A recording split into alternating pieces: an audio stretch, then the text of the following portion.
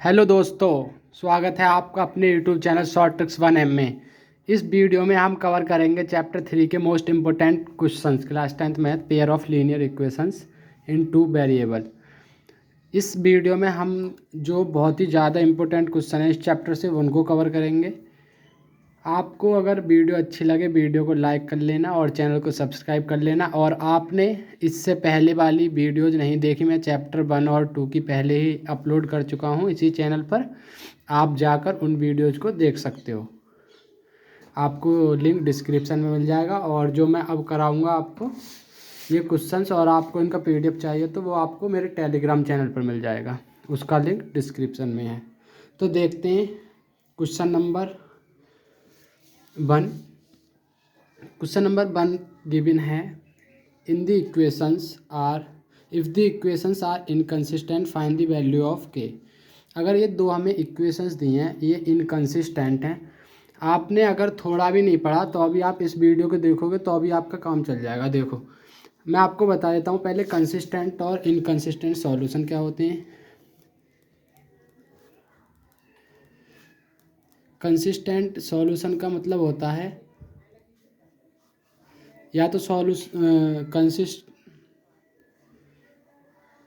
Solution का मतलब या तो जो है वो इसमें दो केस आते हैं, या तो इंटरसेक्टिंग का केस आता है, इंटरसेक्टिंग पॉइंट, या दूसरा आता है को इंसिडेंस लाइन। अगर दो लाइन के जो सॉल्यूशन सिर्फ इंटरसेक्ट कर रही हैं, अगर दो लाइंस, तो उनसे हमें एक सॉल्यूशन मिलेगा, वो कंसिस्टेंट होगा। या दो लाइन को इंसिडेंट हैं, को इंसिडेंस लाइन होती हैं जैसे एक दूसरे के ऊपर जो ओवरलैप कर जाती है। मान लिया एक लाइन तो ये है और फिर इसके ऊपर दूसरी लाइन भी जा रही है, तो जो ओवरलैपिंग हो जाती है वो कोइंसिडेंस लाइन होती है। और मान लिया एक लाइन ये है और दूसरी ये, ठीक है, ये L1 ये L2, तो ये होती है हमारी इंटरसेक्टिंग लाइन। तो इनसे जो सॉल्यूशंस मिलेंगे वो होंगे हमारी कंसिस्टेंट सॉल्यूशन। इस पे L1 और L2 दोनों ही ओवरलैप हो गई, ठीक है। और दूसरा होता है हमारा इनकंसिस्टेंट सॉल्यूशन।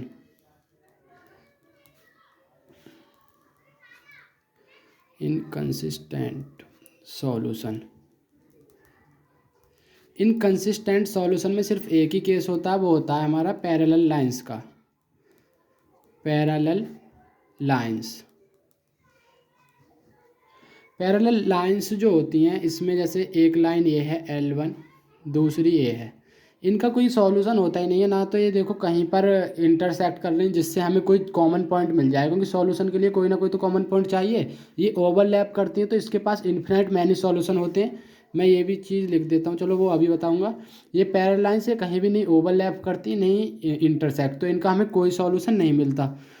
तो मैं आपको अगर लिखूँ तो इंटरसेक्टिंग लाइंस के लिए मैं यहाँ पर कंडीशन लिख देता हूँ। आप कैसे पहचानोगे कि इंटरसेक्टिंग लाइंस हैं ये।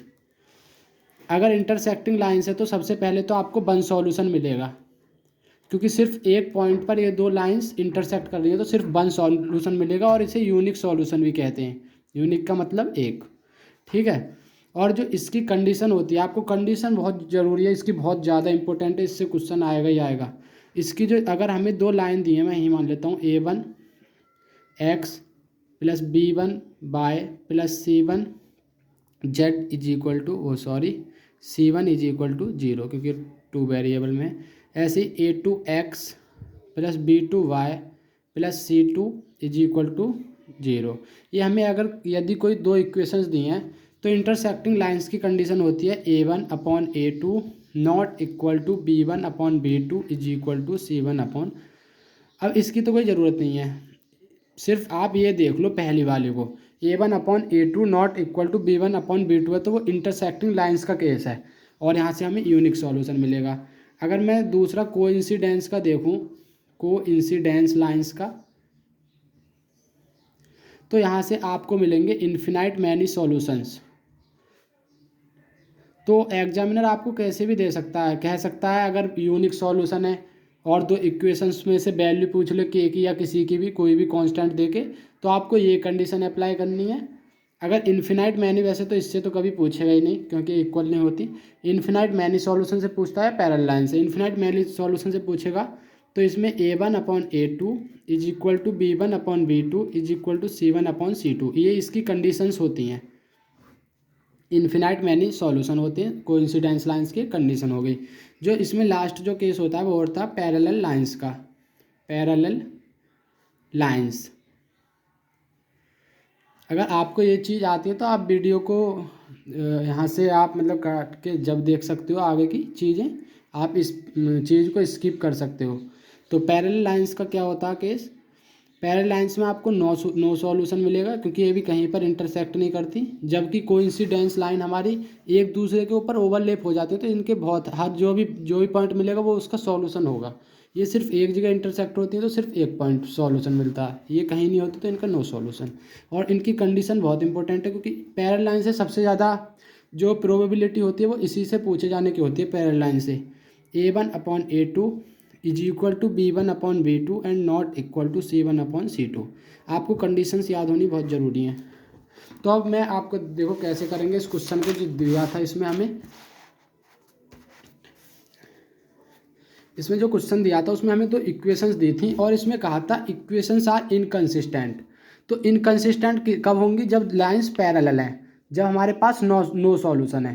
तो उसकी हमें कंडीशन पता ही थी, क्या कंडीशन थी जब पैरेलल लाइंस हैं।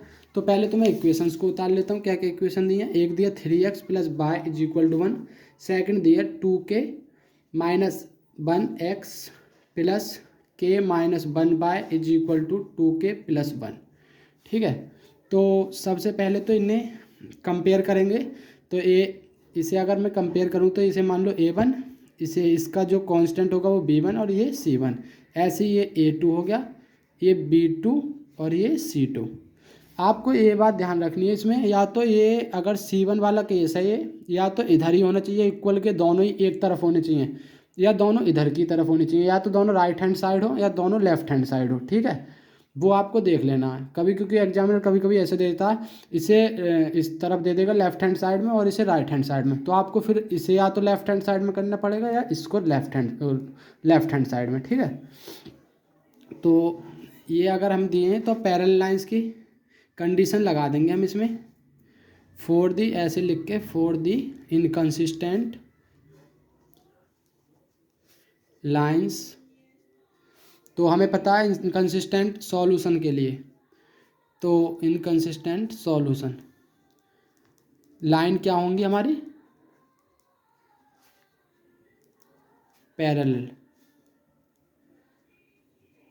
और पैरेलल के लिए कंडीशन क्या होती है, A1/A2 is equal to B1/B2 और नॉट इक्वल टू C1/C2। इसका कोई काम नहीं होता, इसी का काम रहता है।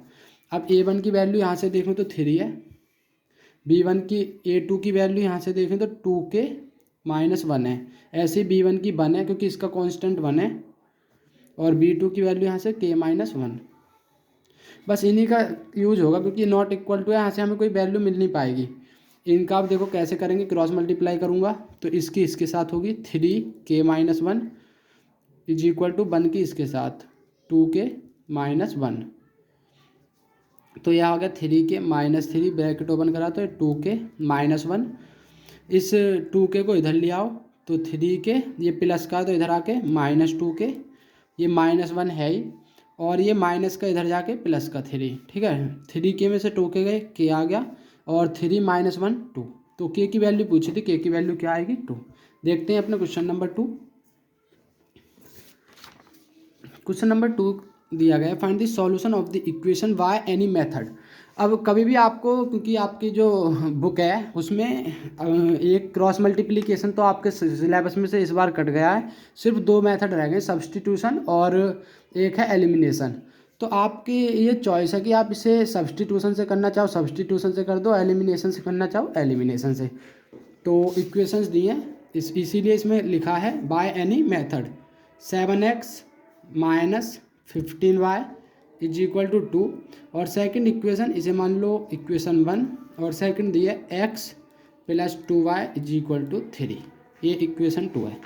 अगर आप इसे एलिमिनेशन से करोगे तो यहाँ 7 की मल्टीप्लाई करेगी, क्योंकि एक हमें इक्वल करनी पड़ती है, या तो एक्स के वेरिएबल को इक्वल कर लो या वाई के को, ठीक है। तो मैं एलिमिनेशन से ही कर देता हूँ इसे, मल्टीप्लाई इक्वेशन 2y7। सब्सटीट्यूशन से करना चाहो तो पहले x की यहाँ से वैल्यू निकालोगे 3 - 2y, फिर इसमें पुट करोगे 1 में, ठीक है। तो इसमें 7 से मल्टीप्लाई करें तो ये क्या बन जाएगी 7x, 7 2 = 14y और 7 3 = 21, ये मान लो इक्वेशन 3 है। अब सब्ट्रैक्ट कर दो इक्वेशन 3 में से इक्वेशन 1 को, subtract equation 1 from equation 3, equation 1 को इक्वेशन 3 में से, तो इक्वेशन 3 को ऊपर लिखेंगे और इक्वेशन 1 को, इक्वेशन 1 थी 7x - 15y = 2, ठीक है। अब इन्हें माइनस करेंगे तो माइनस करते समय साइन चेंज हो जाते हैं, यहाँ प्लस का तो माइनस हो जाएगा, ये माइनस का तो प्लस, और यहाँ प्लस का तो माइनस, तो इस प्लस माइनस के कैंसिल, ये प्लस प्लस के बन गया 14 और 15 29y, और 21 में से 2 गए 19, तो y की वैल्यू कितनी आ गई 19/29, हमारे पास y की आ गई। अब हमें x की वैल्यू और फाइंड करनी है, तो इस y की वैल्यू को इसमें सब्सटीट्यूट कर दो, आपकी मर्जी है 1 में कर दो, 2 में कर दो, 3 में, आंसर सेम आएगा, तो मैं 2 में कर देता हूँ क्योंकि यहाँ से मुझे लगता है कैलकुलेशन ईजी हो जाएगी। तो put the value of y in equation 2, equation 2 हमें दी हुई थी x + 2y = 3, तो x + 2 की जगह y की वैल्यू थी 19/29 = 3, x + 2 की 19 में करा तो 38/29 = 3, x ये इधर प्लस का तो ये माइनस का आ जाएगा 38/29, एलसीएम 29 की 3 में करेंगे मल्टीप्लाई तो ये आएगा 87 - 38, 17 में से 8 गए 9, और यहाँ रहेगा 7 में से 3 गए 4, तो 49/29, ये आ गई हमारी x की वैल्यू 49/29। तो हमसे एक्स वाई की वैल्यू पूछ रहा था इसमें, तो हमने फाइंड कर दी। देखते हैं अपने क्वेश्चन नंबर 3 को। क्वेश्चन नंबर 3 में कहा है in the pair find out whether the lines representing the following pairs of linear equation are intersect at a point, या पैरेलल और कोइंसिडेंट। मैंने अभी आपको 3 केसेस बताए थे, इंटरसेक्ट एट अ पॉइंट जो यूनिक सॉल्यूशन था, पैरेलल जिसमें नो सॉल्यूशन था, और कोइंसिडेंट इन्फिनाइट वैल्यू सॉल्यूशन। तो यहाँ आपको बस कंडीशंस अप्लाई करनी है, जो मैंने आपको कंडीशंस बताई थी। कंडीशंस अप्लाई करके हम चेक करेंगे कि ये लाइन इंटरसेक्टिंग लाइन है या पैरेलल लाइन है या कोइंसिडेंट लाइन है। मैंने आपको वहाँ भी बताया था, ये बहुत इंपॉर्टेंट है, आप इसे ज़रूरी अच्छे से समझ के जाना। अगर समझ नहीं आए तो वीडियो को रिवर्स करके फिर से देखो तो समझ आ जाएगा। तो देखते हैं कैसे होगा। जो इसमें हमें इक्वेशंस दी हैं फर्स्ट पार्ट में, वो दिए हैं 6x - 3y + 10 = 0, और दूसरी है 2x - y + 9 = 0। तो देखो पहली बात तो यहाँ इक्वेशंस दोनों, ये भी लेफ्ट हैंड साइड आ रही है C1 और ये C2 भी, ठीक है। तो अब इसे कंपेयर करेंगे, तो यहाँ से पहले वैल्यू निकाल लो, A1/A2 कितना आएगा, A1 ये है 6, A2 2 है, तो 2 3 = 6, ये आ गया। ऐसे ही B1/B2 फाइंड करोगे तो ये -3 है B1, और B2 -1, तो माइनस से माइनस कैंसिल 3 आ गया। ऐसे ही अब C1/C2 निकालोगे तो यहाँ C1 की वैल्यू 10, C2 की वैल्यू 9, तो ये 10/9 कुछ भी नहीं घटेगा। तो यहाँ से आपको क्या दिख रहा है, A1/A2 B1/B2 के इक्वल है, क्योंकि ये भी 3 ये भी 3, लेकिन C1/C2 के इक्वल नहीं है। तो यहाँ लिखोगे A1/A2 = B1 इम्प्लाइज डैट, क्योंकि ऊपर से B2 not equal to C1/C2। अगर आपको ये कंडीशन पता है तो आप सीधा बता दो कि किसकी कंडीशन है, नो सॉल्यूशन की। जब नो सॉल्यूशन है तो क्या है, lines parallel, hence the pair of lines are parallel. बस आपको यही चेक करना है, बहुत सिंपल होते हैं। अगर कंडीशन पता है तो आप सिंपली कर दोगे। इसमें पार्ट सेकंड भी दिया, उसे देख लेते हैं। पार्ट सेकंड में भी इक्वेशन दी है हमें 3x plus 2y is equal to 7 और सेकंड इक्वेशन दी है 4x plus 8y minus 11 is equal to 0। तो यहाँ से a1 अपॉन a2 की वैल्यू फाइंड करेंगे। a1 की है 3, a2 की है 4, तो 3 अपॉन 4 कुछ भी नहीं कट रहा। ऐसे ही b1 अपॉन b2, b1 की वैल्यू है 2 और b2 की 8, तो ये 1 बार ये 4 बार। अब आपको यहीं पर पता चल गया होगा कि a1 upon a2 not equal to b1 upon b2 है। फिर भी आप c1 अपॉन c2 निकाल लो, क्या आएगा, ये 7 है। तो मैंने एक मिस्टेक कर दी है, इक्वेशन को इधर ले जानी थी, क्योंकि इसके देखो मैंने क्या कहा था, ये राइट साइड में है यहाँ पर, तो ये भी राइट साइड होना चाहिए। या फिर आप ये कर सकते हो, इसे लेफ्ट साइड ले आओ, तो मैं इसे राइट साइड ले जाता हूँ, तो ये क्या बन जाएगी 4x plus 8y is equal to 11। तो आपको ये ध्यान रखना। तो अब देखेंगे तो C1 की वैल्यू 7 है और C2 की 11, तो ये भी इसके इक्वल भी कोई नहीं है, तो ये आ गया a1 upon a2 not equal to b1 upon b2। बस इतना ही लिखना हमें, क्योंकि जब ये दोनों इक्वल हो नॉट इक्वल हो जाए ना, आपको ध्यान रखना C1 की आपको ज़रूरत ही पड़ेगी, क्योंकि जब ये इक्वल ही नहीं है तो ये हमें पता है किसकी कंडीशन होती है, यूनिक सॉल्यूशन की, यानी कि वन सॉल्यूशन की। और वन सॉल्यूशन का मतलब क्या है, hence the pair of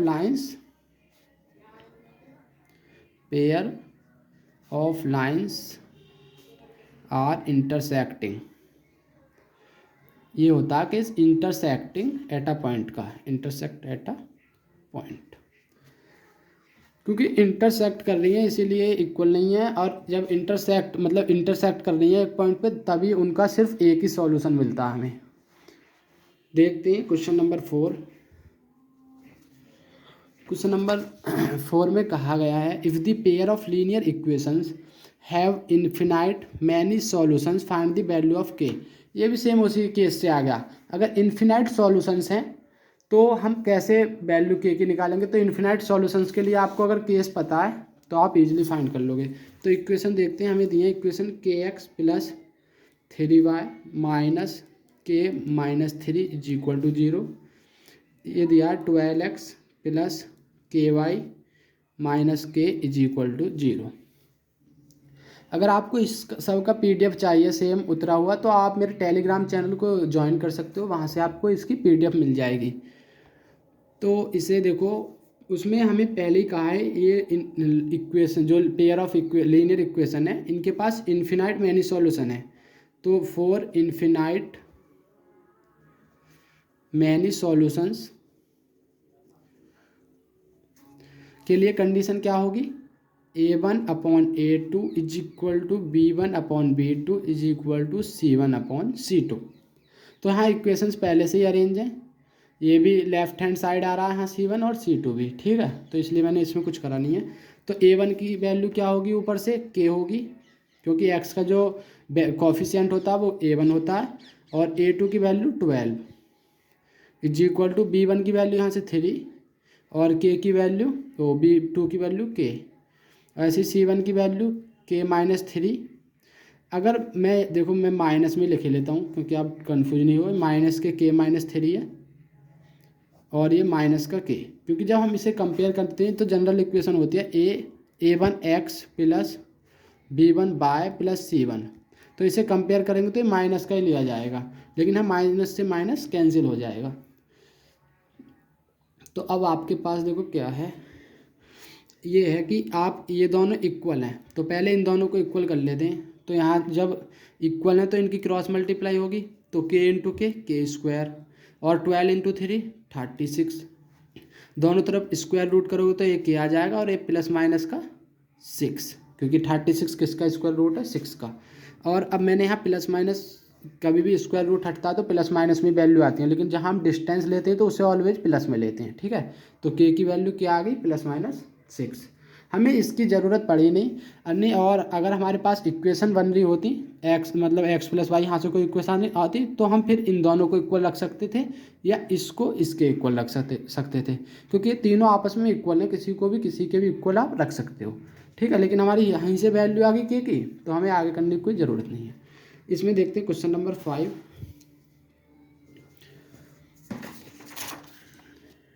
question number 5 में कहा गया है, the line represented by 4x minus 3y is equal to 9 intersects y axis at which point. ये आपकी बुक में एनसीईआरटी में क्वेश्चन नहीं दिया हुआ है, लेकिन ये एग्जाम के लिए इम्पोर्टेंट है क्योंकि इसे एमसीक्यू में पूछ सकता है 1 नंबर में आपसे, क्योंकि ये सिंपल भी बहुत है। आप समझो दी लाइन रिप्रेजेंटेड बाय, कोई ये लाइन है, ये इंटरसेक्ट कर रही है बाय एक्सिस को, तो हमें ये बताना हो किस पॉइंट पे करेगी। सिर्फ बाय एक्सिस को कर रही है, तो मान लीजिए जैसे ये है, तो यहाँ से बाय एक्सिस को इंटरसेक्ट कर रही है, तो ये होगी मान लिया कोई लाइन, जो लाइन की इक्वेशन दी है 4x - 3y = 9। बस आपको इसमें समझने वाली क्या बात है, उसने कहा इंटरसेक्ट दी बाय एक्सिस, तो उसने हमें एक्स एक्सिस से कोई रिलेशन नहीं है इसका, वो सिर्फ बाय एक्सिस को इंटरसेक्ट कर रही है। तो जब एक्स एक्सिस को इंटरसेक्ट ही नहीं करेगी तो इसमें एक्स की वैल्यू क्या होगी, 0, क्योंकि आप इस लाइन पे बाय एक्सिस पे कोई भी पॉइंट लोगे तो उसे 0 ए से तो शो करोगे, ये अगर नीचे लोगे तो 0 - ए से शो करोगे, क्योंकि एक्स तो इस पे 0 ही रहेगी हमेशा बाई पर। लेकिन आप यहाँ कोई पॉइंट लोगे तो यहाँ से एक्स से भी कुछ डिस्टेंस है इसकी, बाई से भी, तो यहाँ पर एक्स वाई मिल जाएगा। लेकिन बाई एक्स इस पर लोगे तो एक्स 0 मिलेगा। तो बस यही समझने वाली बात थी। तो आपको अगर ऐसे भी दे दे क्वेश्चन कि कोई लाइन है वो इंटरसेक्ट कर रही है एक्स एक्सिस को, तो फिर उस पर बाई 0 हो जाएगा, लेकिन ये इंटरसेक्ट बाई एक्सिस को कर रही है तो इस पर एक्स 0 हो जाएगा। सिंस, तो यहाँ लिख दोगे since the line 4x - 3y = 9 intersect y axis, then x = 0। अब x = यहाँ 0 रख दो, 4 × 0 - 3y = 9, तो क्या आ जाएगा ये 0 - 3y = 9, तो y की वैल्यू कितनी आएगी 9/-3, तो y की वैल्यू आ गई -3। इसमें पूछा क्या था, एट विच पॉइंट, तो एट विच पॉइंट पूछ रहा, मतलब इसके कोऑर्डिनेट्स पूछ रहा, तो क्या होगी, तो यहाँ आप लिख दोगे the line intersect by axis at, तो x की वैल्यू अगर मैं इसका कोऑर्डिनेट देखूं तो कितना था, x तो 0 ही था, लेकिन y की वैल्यू कितनी आई है -3, तो y को -3 पे इंटरसेक्ट कर रहा है और x यहाँ पर 0 ही होगी, तो 0, -3। आपको ऑप्शन में इसे पूछ सकता है क्योंकि 1 नंबर का बहुत सिंपल क्वेश्चन है। देखते हैं क्वेश्चन नंबर 6। क्वेश्चन नंबर 6 में कहा गया है the age of father is thrice as old as his son, मतलब कोई पिताजी हैं उनकी उम्र उनके बेटे से 3 गुना है, थ्राइस। आफ्टर 12 ईयर्स, 12 साल के बाद, he will be twice as old as his son, he मतलब उनके जो पिता हैं वो अपने बेटे के 2 गुना हो गए 12 साल बाद। Find the sum of present age of father and his son, ये हमें प्रेजेंट एज का ही कहा है, वो प्रेजेंट एज है फादर की 3 गुना, ठीक है, तो यहाँ लिखना भूल गया, तो प्रेजेंट एज है वो फादर की थ्राइस और 12 साल बाद वो ट्वाइस हो गई, तो उनकी प्रेजेंट एज का सम पूछ रहा है। तो देखो कैसे करेंगे इस टाइप के क्वेश्चंस को, तो मान लो let age of father, father की एज मान लेते हैं हम x है, आप इसे करना चाहो तो एक तो देखो आपके पास मेथड है कि आप सिर्फ x से कर सकते हो, क्योंकि उसमें थ्राइस और ट्वाइस इस तरह से दिया गया, लेकिन आपको ये पेयर ऑफ लीनियर इक्वेशन से है, तो आप इसे 2 वेरिएबल में मान ले आप फादर की एज x है and age of his son, और उनके बेटे की उम्र 22 है। तो उसमें अगर हम क्वेश्चन के अकॉर्डिंग देखें, अकॉर्डिंग टू क्वेश्चन, तो present age of father is thrice as old as his son, जो मतलब पिताजी हैं वो अपने बेटे के 3 गुने हैं, तो बेटे की एज 22 ईयर थी और पिताजी की x थी, तो पिताजी की एज बेटे की एज के कितने हैं 3 टाइम्स, तो ये आ गई इक्वेशन 1। उसमें फिर कहा है आफ्टर 12 ईयर्स, 12 साल बाद, 12 साल बाद एज ऑफ फादर कितनी होगी, क्योंकि प्रेजेंट एज तो दी थी हमें x, तो एज ऑफ फादर हो जाएगी x + 12 ईयर्स, और एज एंड एज ऑफ सन कितनी हो जाएगी हिज सन y + 12 ईयर्स, इसे यहाँ ईयर्स लिख लो कि यूनिट में कोई डाउट ना हो, एज है क्योंकि ये, ठीक है। फिर उसमें जो कहा गया, उसमें कहा है कि after 12 years he will be, यानी कि father will be twice as old as his son, यानी कि जो पिताजी की उम्र है x + 12 ईयर्स, वो बेटे की उम्र के दुगने होगी,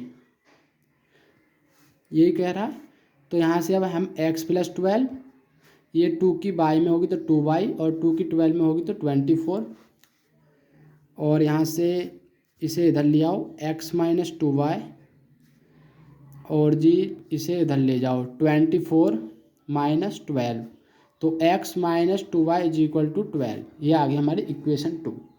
बस सिंपल। अब क्या आपको सॉल्यूशन करना है, x दो इक्वेशंस हैं आपके पास, तो कैसे करोगे, x = 3y ऑलरेडी दिया हुआ है, तो x की जगह 3y पुट कर देंगे, put x = 3y in equation 2, या ऐसे भी लिख सकते हो सब्सटीट्यूट इक्वेशन 1 इन इक्वेशन 2। तो x की जगह 3y लिख देंगे, -2y = 12, 3y में से 2y गए y = 12, यानी कि बेटे की जो प्रेजेंट उम्र है वो 12 ईयर्स है। अगर फादर की निकालें, प्रेजेंट एज ऑफ फादर, वैसे पहले ये बाद में लिख देंगे, पुट कर दो, पुट y = 12 इन इक्वेशन 1, तो x की वैल्यू कितनी आ जाएगी, 3y थी x = तो x = 3 × 12 36, यानी कि अब यहाँ से हमें क्या पता चला, एज ऑफ फादर कितनी है 36 ईयर्स, क्योंकि x हमने पिताजी की मानी थी, और एज ऑफ हिज सन, उनके बेटे की उम्र कितनी है 12 ईयर्स, क्योंकि उनके बेटे की बाई की वैल्यू 12 आई थी। अगर आप वैसे भी देखो तो देख सकते हो, प्रेजेंट एज 3 गुना है, 12 थी 36, 12 साल बाद इसकी कितनी होगी 24, 12 साल बाद इनकी कितनी होगी 48, तो इसकी ट्वाइस हो जाएगी ना, तो यही क्वेश्चन में कह रहा था।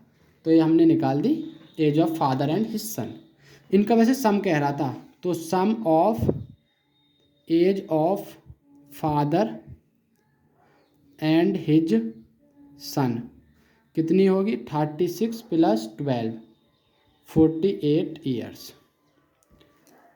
ठीक है, देखते हैं क्वेश्चन नंबर 7।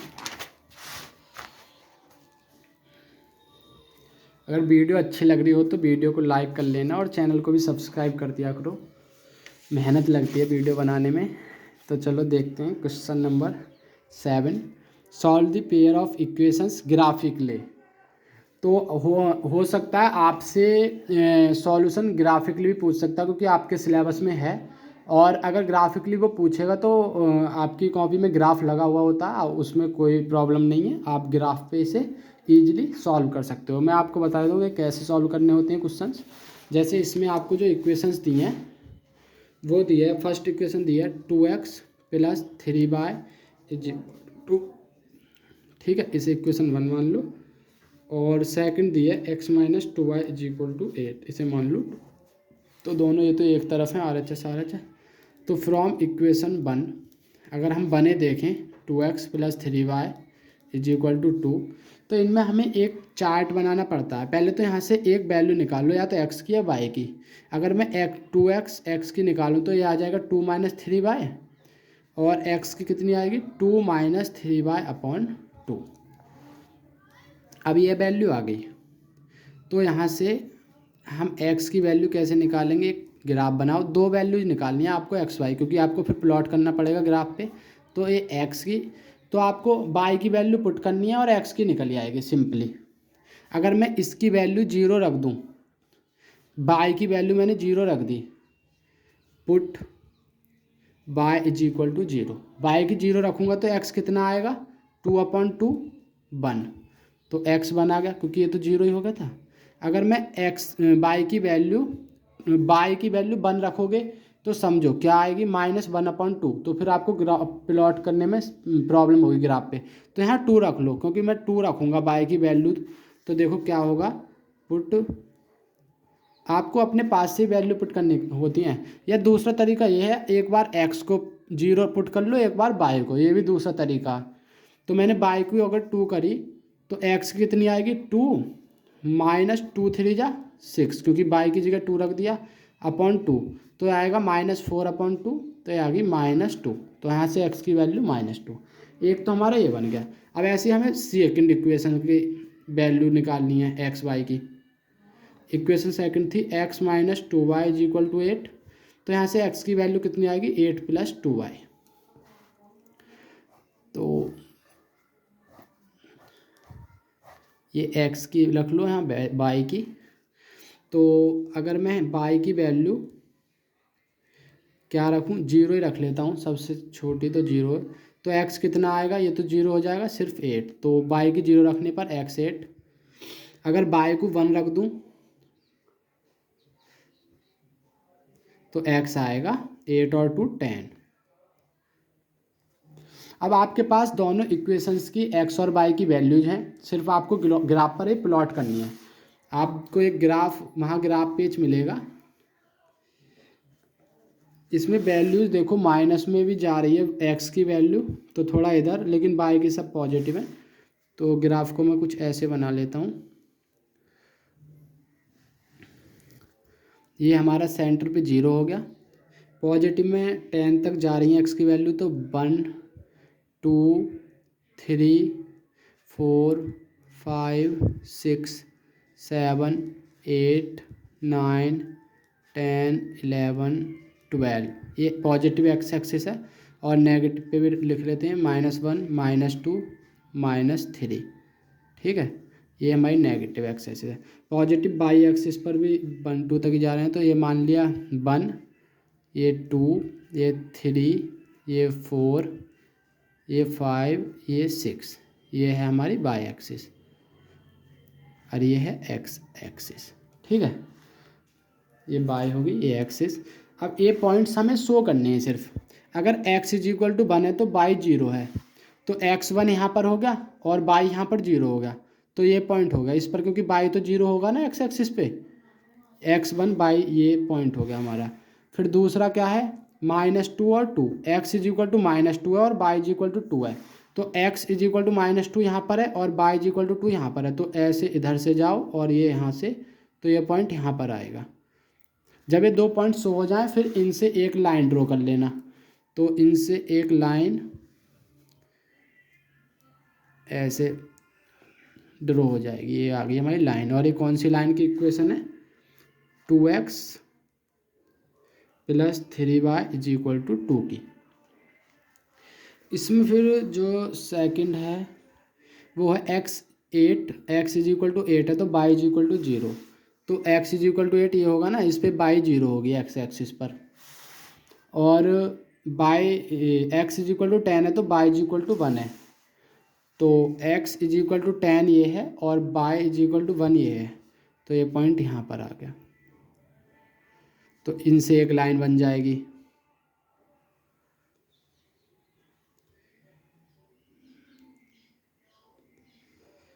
अब ये तो मैं उसमें बना रहा हूँ रफ में, तो इतनी एग्जैक्ट वैल्यूज नहीं आ पाएंगी, लेकिन जब आप ग्राफ पर शो करोगे तो बिल्कुल एग्जैक्ट वैल्यू आएंगी। ये किसकी इक्वेशन है, ये है हमारी x - 2y = 8 की, ठीक है। तो ये यहाँ पर इंटरसेक्ट कर रही हैं, तो ये हमारा अगर -1 है, ये -2 होगा, तो ये इसमें एग्जैक्ट नहीं बननी है, लेकिन जब आप करोगे तो मतलब उस पर सॉल्व करोगे तो ग्राफ पे, तो ये जो कुछ इस वैल्यू पर आएगी 4 और -2 पर ये मीट होगा, ठीक है। इसका जो सॉल्यूशन आएगा, जो आएगा वो आएगा 4, क्योंकि ये तो पॉजिटिव है इधर से, ये इसलिए मतलब मैंने रफ में बनाया, इसलिए थोड़ी इधर आ रही है 4, और यहाँ से आएगा -2। तो यही हमारा क्या हो जाएगा सॉल्यूशन। तो लिख देंगे x = 4 एंड y = -2। ग्राफ से ऐसे ही बस आपको कोई रफ वैल्यूज लेकर कोई भी वैल्यूज निकालनी है, उन पर ग्राफ पर शो कर लाइन ड्रॉ करनी है, और जहाँ भी लाइन इंटरसेक्ट होंगी वो उस पॉइंट को ऐसे डेनोट कर लेना, ठीक है। वही आपका सॉल्यूशन होगा। बस आपको ये जो है फिगर ठीक बनना चाहिए, आप जहाँ भी आए उसी शो करके आंसर लिख देना। देखते हैं क्वेश्चन नंबर 8। इसमें बस 8 और 9 2 क्वेश्चन और हैं। क्वेश्चन नंबर 8 में कहा है fraction become 1/3 when 2 is subtracted from numerator अगर न्यूमरेटर में से 2 घटाते हैं तो हमारी फ्रैक्शन 1/3 हो जाती है and it becomes 1/2 when 1 is subtracted from denominator. अगर डेनोमिनेटर में से 1 घटाते हैं तो हमारी फ्रैक्शन 1/2 हो जाती है। तो फ्रैक्शन फाइंड करनी है, तो कोई नहीं, हमें फ्रैक्शन नहीं पता तो हम न्यूमरेटर मान लेते हैं। लेट न्यूमरेटर ऑफ फ्रैक्शन वो हमारा x है एंड डेनोमिनेटर वो हमारा y है। तो फ्रैक्शन क्या बन जाएगी, आपको फ्रैक्शन पता है क्या आता है, ऊपर न्यूमरेटर आता है, नीचे डिनोमिनेटर। अब अकॉर्डिंग टू क्वेश्चन में कहा है अगर हम 1/3 when 2 is subtracted from numerator, अगर हम न्यूमरेटर में से 2 घटा दें, डिनोमिनेटर सेम है, तो फ्रैक्शन हो जाती है 1/3। तो यहाँ से हम इक्वेशन बना सकते हैं क्रॉस मल्टीप्लाई करके, 3 की इसमें होगी तो 3x, पहले 3 की x में होगी फिर 3 की 2 में होगी, और ये बाई उधर पहुँच गया। तो यहाँ से क्या मिल जाएगी 3x, इस बाई को ये प्लस में है तो इधर आके माइनस बाई, और ये माइनस का 6 है इधर आके प्लस का। ये आ गई हमारी इक्वेशन 1। और इसमें जो सेकंड कंडीशन दी थी उसमें कहा था डिनोमिनेटर में से अगर 1 घटाया जाए, मतलब न्यूमरेटर सेम है और डिनोमिनेटर में से 1 घटाया जाए तो फ्रैक्शन बन जाती है 1/2। तो क्रॉस मल्टीप्लाई करेंगे तो 2x इज इक्वल टू, इसकी इसमें होगी तो बाई -1, तो इस बाई को इधर ले आओ तो 2x minus y is equal to -1। ये आ गई इक्वेशन 1, वो इक्वेशन 2। तो हमारे पास 2 इक्वेशंस आ गई, तो अब सॉल्व आप इजीली कर सकते हो। चलो मैं आपको करके दिखाता हूँ। इक्वेशन जो हमारी बनाई थी वो आई थी 3x minus y is equal to 6, दूसरी आई थी 2x minus y is equal to -1। ठीक है, ये 1 थी, ये 2 थी। आप देखो इसे एलिमिनेशन मेथड से सिंपली सॉल्व कर सकते हो, क्योंकि इसका भी कोफिशिएंट 1 है, इसका भी। जब साइन सेम होते हैं तो क्या करेंगे, सब्ट्रैक्ट, और जब अपोजिट साइन होते हैं तो ऐड करते हैं। ये चीज़ मैंने आपको चैप्टर भी पूरे डिटेल्स में, मैंने सारे चैप्टर कराए हुए हैं। अगर आपको डिटेल में देखने तो आप मेरे चैनल पे जाके प्ले लिस्ट में देख सकते हो। तो क्या करोगे, सब्ट्रैक्ट कर दो, सब्ट्रैक्ट इक्वेशन 2 फ्रॉम, आप किसी को किसी में से भी कर सकते हो, उससे कोई प्रॉब्लम नहीं है। तो मैं 2 को 1 में से कर रहा हूँ, तो 3x minus y is equal to 6 में से 2x minus y is equal to -1 को सब्ट्रैक्ट कर रहा हूँ। तो यहाँ प्लस का है इसके आगे, तो ये माइनस, ये माइनस का तो ये प्लस, ये माइनस का तो ये प्लस, तो ये तो प्लस माइनस का कैंसिल हो गए। 3x में से 2x गए तो x, 6 और 1, क्योंकि ये भी प्लस का ये भी 7, तो x की वैल्यू आ गई 7। अब पुट कर दो, put x is equal to 7 in equation में 1 में रख देता हूँ, किसी में भी रख दो सेम आएगा। 1 थी 3x minus y is equal to 6, 3x minus y is equal to 6, तो 3 into 7 minus y is equal to 6, 3 7 जा 21 minus y is equal to 6, तो माइनस वाई, और ये प्लस का थे माइनस में, तो minus y is equal to 6 minus 21 minus 15, minus से माइनस कैंसिल हो गया, तो वाई की वैल्यू कितनी आई 15। तो एक्स की वैल्यू 7 और वाई की वैल्यू 15। तो फिर एक्शन क्या हो जाएगी हमारी, फिर एक्शन एक्स की वैल्यू थी 7 और वाई की थी 15, तो ये होगी हमारी फिर एक्शन। देखते हैं the last question, question number 9 है। जो लास्ट क्वेश्चन है ये भी बहुत इंपॉर्टेंट क्वेश्चन है। ए boat goes 30 kilometre up stream and 44 kilometre down stream in 10 hours. 10 घंटे में वो 30 किलोमीटर ऊपर जाती है और 44 किलोमीटर नीचे। इन 13 आवर्स, 13 घंटे में it can go 40 kilometre up stream and 55 kilometre down stream. ठीक है, determine the speed of stream, stream होती है धारा, जो पानी बहता है वो धारा, and that of the boat in still water, और स्पीड ऑफ बोट भी निकालनी है स्टिल वाटर यानी कि शांत पानी में। तो देखो कैसे करते हैं। सबसे पहले आपको डाउन स्ट्रीम और अप स्ट्रीम का केस पता होना चाहिए। अगर बोट कभी भी नीचे जाती है, डाउन स्ट्रीम यानी कि धारा में नीचे जाती है, तो उसमें स्ट्रीम में यानी कि धारा में स्पीड ऑफ बोट मान लिया x है और स्ट्रीम की धारा y है, तो ये ऐड हो जाती हैं। लेकिन जब बोट स्ट्रीम के ऊपर जाती है अप स्ट्रीम, तो बोट की जो है स्पीड ऑफ बोट में से स्पीड ऑफ स्ट्रीम घट जाती है। क्योंकि अगर बोट चल रही है तो बोट की स्पीड ये श्योर है कि ज़्यादा ही होगी, वो जब ही चल पा रही है। अगर इस धारा से कम होती तो वो स्पीड बोट जो है बढ़ ही नहीं पाती आगे, ठीक है। तो मान लो let speed of boat in still water, हमेशा स्पीड ऑफ बोट जो स्टिल वाटर में ही ली जाती है, वो है x किलोमीटर पर आवर, ठीक है। And speed of stream, stream आपको पता ही है धारा, उसकी मान ली 22 किलोमीटर पर आवर। तो इफ़, तो क्या लिखेंगे, speed of boat goes up stream, जब ऊपर जाएगी अप स्ट्रीम तो कितनी होगी, x minus 22 kilometre per hour. And speed of boat goes down stream, जब नीचे जाएगी तो क्या होगी speed, x plus 22 kilometre per hour. तो अब क्वेश्चन के अकॉर्डिंग हम देखें तो बोट लेती है 10 घंटे, इसमें आप देख सकते हो बोट 10 घंटे लेती है अगर वो 30 किलोमीटर ऊपर जाए और 44 किलोमीटर नीचे। तो हमारे पास डिस्टेंस भी गिवन है और स्पीड भी। तो टाइम हमें पता है, टाइम इज इक्वल टू, पहले आपको ये पता होना चाहिए टाइम क्या होता है, स्पीड वो डिस्टेंस अपॉन स्पीड, ठीक है। अब टाइम हमें गिवन है 10 आवर्स और डिस्टेंस हमें पता है कितनी है, 30 किलोमीटर ऊपर जाती है। जब 30 किलोमीटर ऊपर जाती है तो उसमें स्पीड क्या होगी, x माइनस 22 प्लस 44 किलोमीटर नीचे जाती है इस 10 ही घंटे में, 30 किलोमीटर नीचे और 44 किलोमीटर ऊपर, तो वो सॉरी नीचे 30 किलोमीटर ऊपर और 44 किलोमीटर नीचे। तो डाउन स्ट्रीम में स्पीड क्या होती है, x प्लस 22। तो ये हमारी मान लो इक्वेशन 1 है। सेकंड जो कंडीशन है उसमें कह रहा है 13 आवर्स लेता है, कब, जब 40 किलोमीटर अप स्ट्रीम जाए और 55 किलोमीटर डाउन स्ट्रीम जाए। तो आपको देखो क्या ध्यान रखना है, जब भी आपको कोई ऐसे फ्रैक्शन में सेम नंबर्स आ जाएं, जैसे हाँ भी x minus y, x minus y, x plus y, x plus y, तो इन इक्वेशंस को आप इजीली देखो कैसे सॉल्व कर सकते हो। एक तो तरीका ये है कि आप इसकी इसमें मल्टीप्लाई करोगे, इसकी इसमें, फिर इन दोनों की करोगे, तो इससे टप पड़ता। तो हम लेट कर लेते हैं इन्हें, कोई वो मान लो, इसे मान लो p है, 1/x माइनस बाई पी के इक्वल है, एंड q के इक्वल है 1/x प्लस बाई।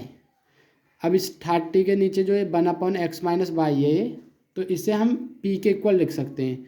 तो अब नई इक्वेशन क्या बन जाएगी, 10 is equal to 30p plus 44q, ये बन गई हमारी इक्वेशन। लेकिन इसे अभी आप सॉल्व भी कर सकते हो, क्योंकि ये 2 से पूरी इक्वेशन कट जाएगी, तो 2 से 5 टाइम्स, ये 2 से 15 टाइम्स, कैलकुलेशन ईजी हो जाती है अगर नंबर छोटे होते हैं। ये 22 क्यों, तो इक्वेशन 3 मान लो। अगर ऐसे ही हम इसको देखें अगली इक्वेशन को, तो बन जाएगी 13 is equal to 40p plus 55q। लेकिन यहाँ कोई फ़ायदा नहीं है क्योंकि यहाँ 13 है, किसी से भी सॉल्व नहीं होगी, तो ये 4। अब ये दोनों आपको इक्वेशन सॉल्व करनी है, तो ये तो आप इजीली सॉल्व कर सकते हो 2 वेरिएबल्स में सिंपल इक्वेशन। तो देखो कैसे कर सकते हो, इन दोनों को इक्वल कर लो, लेकिन इसे मैं करूँ तो आप ये है एलिमिनेशन नहीं लगा के इसमें सब्सटीट्यूशन लगा लो। सब्सटीट्यूशन लगा लेते हैं, देखो तो कैसे करूँगा, फ्रॉम इक्वेशन 3 मैं p की वैल्यू निकाल लेता हूँ। तो यहाँ से p की वैल्यू क्या आएगी, 10 is equal to 30p plus 44q है, तो ये 10 माइनस 44q हो जाएगा और अपॉन में आ जाएगा 30। तो ये आ गई हमारी p की वैल्यू। मैं आपको दिखा देता हूँ, ये 10 में से मैंने 44 घटा दिया और ये इसके साथ मल्टीप्लाई में थे तो ये डिवाइड में आ गया, ये आ गई पी की वैल्यू। अब इस पी की वैल्यू को मैं इक्वेशन नंबर 4 में रखूँगा। देखो,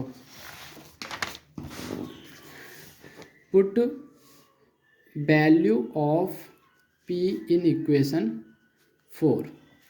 तो इक्वेशन 4 जो आपको गिवन है वो है 13 is equal to 40p plus 55q, और p की वैल्यू जो आई थी तो 13 इजिकल टू 40, पी की वैल्यू आई थी 10 माइनस 44 क्यों अपॉन 30, 10 माइनस 40, सॉरी एक बार मैं चेक कर लेता हूँ मिस्टेक ना हो, 44 क्यों अपॉन 30, ये आपकी थी पी की वैल्यू, और प्लस 55 क्यों। अब यहाँ से ये क्वेश्चंस बहुत इंपॉर्टेंट है, क्वेश्चन आप ध्यान से देख लेना, क्योंकि एग्जामिनर की कुछ नहीं पता वो क्या पूछ ले, तो ये पूछ सकता है, इम्पोर्टेंट क्वेश्चन है इसके चैप्टर के हिसाब से देखा जाए तो 0 से 0, और ये पूछा गया अब ये पहले भी एग्जाम में। तो अब इसे कैसे सॉल्व करोगे, इस 3 की एक बार इधर मल्टीप्लाई करो 39, तो ये 4 10 माइनस 44 क्यों रह गया, और एक बार 3 की मल्टीप्लाई इसमें करो, क्योंकि मैं एलसीएम लूँगा तो 3 की यहाँ होगी, फिर जो एलसीएम में नीचे आएगा उसकी यहाँ हो जाएगी, मैंने एक स्टेप में कर दिया। 3 की इसमें करेंगे तो 3 5 या 15, और 3 5 या 15 और 165 क्यों। तो ये है 39 इज इक्वल टू 4 की 10 में होगी तो 40, माइनस 4 की इसमें होगी 4 4 जा 16, 4 4 जा 16 और 176 क्यों, प्लस 165 क्यों। तो 39 इसे इधर ले आओ, माइनस 40 इज इक्वल टू, तो ये कितना आएगा माइनस का 9, क्योंकि इसमें से घटाएंगे तो नहीं 6 में से 5 गए 1, 11 आएगा, ये माइनस का 11 क्यों, और यहाँ से क्या आएगा ये माइनस 1, तो क्यू की वैल्यू क्या आ जाएगी 1/11, क्योंकि माइनस से माइनस कैंसिल हो जाएगा, ये आ गई क्यू की वैल्यू। अब पुट कर दो क्यू को, put q is equal to 1/11 in जो हमारी वैल्यू आई थी ये वाली पी की वैल्यू 10 माइनस 44 क्यू अपॉन 30, तो इसमें रखेंगे क्यू की वैल्यू तो 10 माइनस 44 इंटू 1/11 अपॉन 30, ठीक है, 11 से 4 टाइम्स, और 10 माइनस 4 6/30, और इस 6 से 5 टाइम्स जाएगा तो 1/5, तो पी की वैल्यू क्या आई 1/5। अब ये हमें क्यू और पी तो हमें दिया नहीं था, हमने क्या मानी थी इनिशियल वैल्यूज, हमने मानी थी स्पीड ऑफ बोट एक्स और स्पीड ऑफ स्ट्रीम वाई, तो हमें तो एक्स वाई की वैल्यूज निकालनी है, लेकिन हमने यहाँ पर पी को माना था 1/x माइनस वाई और क्यू को माना था 1/x प्लस वाई। तो यहीं से अब देखो हमें क्या करना है, पी को 1/5 किसके इक्वल हो जाएगा 1/x माइनस वाई के, और ऐसे ही क्यू यानी कि 1/11 इज इक्वल टू कितना हो जाएगा 1/x प्लस वाई के। एक बार चेक कर लेता हूँ, हाँ यही था। अब यहाँ से क्रॉस मल्टीप्लाई करेंगे, x minus y is equal to 5, यहाँ से x प्लस वाई मैं एक साथ कर लेता हूँ 11, क्योंकि ये क्रॉस मल्टीप्लाई होके यहाँ आ जाएगा और ये यहाँ पर, ठीक है। तो ये इक्वेशन, ये 3 4 ये 5 मान लो, और ये 6। अब आपको पता है जब ऐसी इक्वेशन आ जाए ऐड कर देते हैं, क्योंकि ये माइनस है ये प्लस है, माइनस प्लस के कैंसिल हो जाएंगे एलिमिनेशन से, तो ऐड इक्वेशन 5 एंड 6 जोड़ेंगे तो x minus y is equal to 5 है, और ये x plus y is equal to 11 है, ऐड करा तो ये तो कैंसिल, और x और x 2x हो गए, 11 और 5 16, तो x की वैल्यू कितनी आएगी 8, क्योंकि x यहाँ से मैं सॉल्व करूँगा तो देखो 2 8 जा 16, तो x की वैल्यू आई 8, और अगर मैं y की निकालूँ तो put value of x in equation 6, मैं 6 में रख देता हूँ, तो क्या आएगा इक्वेशन 6 है x plus y is equal to 11, x की वैल्यू मैंने 8 रख दी, y इज इक्वल टू ये 11, तो y की वैल्यू कितनी आएगी 11 माइनस 8 3। तो यहाँ से हमें क्या पता चला स्पीड ऑफ बोट कितनी थी, क्योंकि हमने मानी थी x, स्पीड ऑफ बोट या स्पीड ऑफ बोट थी 8 किलोमीटर पर आवर, क्योंकि x की वैल्यू 8 है, और स्पीड ऑफ स्ट्रीम यानी कि धारा की वैल्यू कितनी थी 3 किलोमीटर पर आवर। हमसे यही पूछा गया था, हमने फाइंड कर दिया। अगर वीडियो आपको अच्छी लगी हो वीडियो को लाइक कर लें, चैनल को सब्सक्राइब करें, मैं आपके लिए ऐसी वीडियो लाता रहूँगा। और आपको कोई भी डाउट है वीडियो में तो आप कमेंट बॉक्स में लिखें, या मैंने आपको अपना इंस्टाग्राम लिंक भी दिया है, आपको कोई डाउट है आप मुझसे पर्सनली भी डिस्कस कर सकते हो। Thank you.